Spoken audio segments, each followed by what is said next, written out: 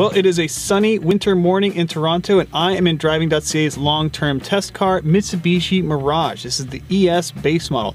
If you want to go see an earlier walk-around video of that car, we have it on our website as well. This time, we're going to see if it can handle a winter road trip. We're heading north to Sudbury, Ontario to go see a smokestack and a nickel.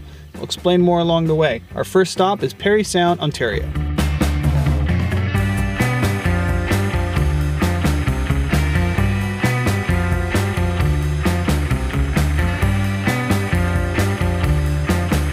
Okay, so a few hours later, we made it north to the town of Parry Sound, Ontario. We're here at the local museum. The car along the way, well, we have some notes. We were averaging a pretty normal 110, 120 kilometers an hour, and there was a noticeable amount of wind noise in the car. The faster you go, you definitely feel it in the Mitsubishi.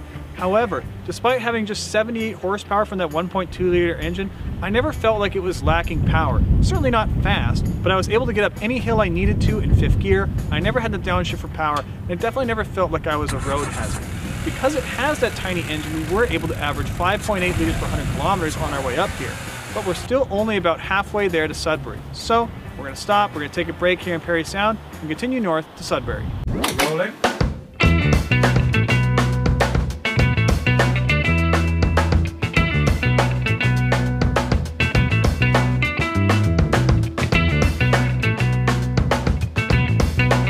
Several hours past Parry Sound, we've arrived in the town of Copper Cliff, Ontario, which is outside of Sudbury, and that is the Inco Superstack, the tallest smokestack in the Western Hemisphere.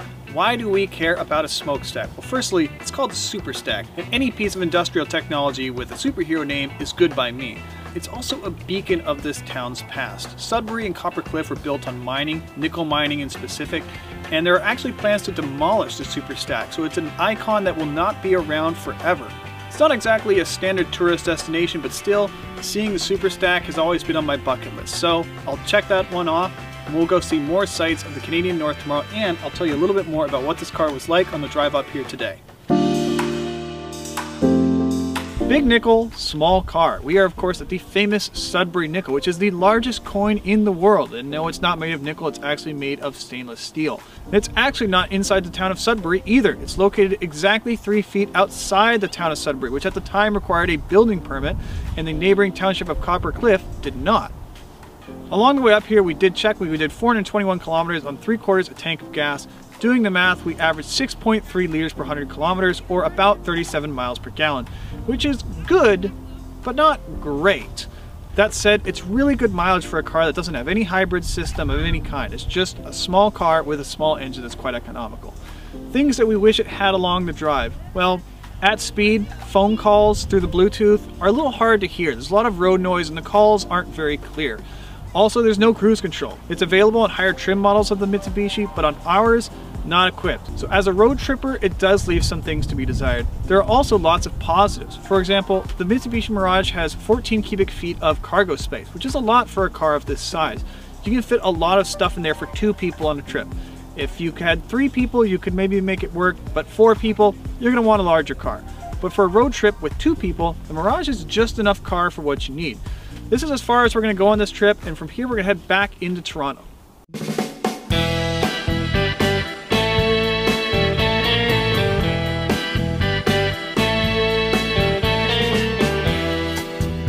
Losing light, and we're just outside the town of Parry Sound. The little Mitsubishi Mirage has been an excellent road trip companion, although honestly, not a perfect one. On a long drive like this, the noise from those winter tires is noticeable. There's not a lot of sound deadening compared to other cars. You have to turn up the radio louder to hear it than you would in most vehicles. However, we might be able to make it all the way back to Toronto on just 2 tanks of gas, which, with these days gas prices, is quite a savings. So, there are some trade-offs with road tripping a car this small. However, I found that with 2 people and their luggage, it's entirely possible and quite pleasant as well. So I would not write off the Mitsubishi Mirage for its size just yet. Also, we encountered all manner of winter conditions in the Mitsubishi Mirage, and it handled them very well.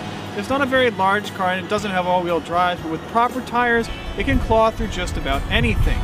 And that's the end of our road trip video. From here, we're just going to head back to Toronto. And for more updates on our Mitsubishi Mirage long-term test car, head over to Driving.Ca. For Driving.Ca,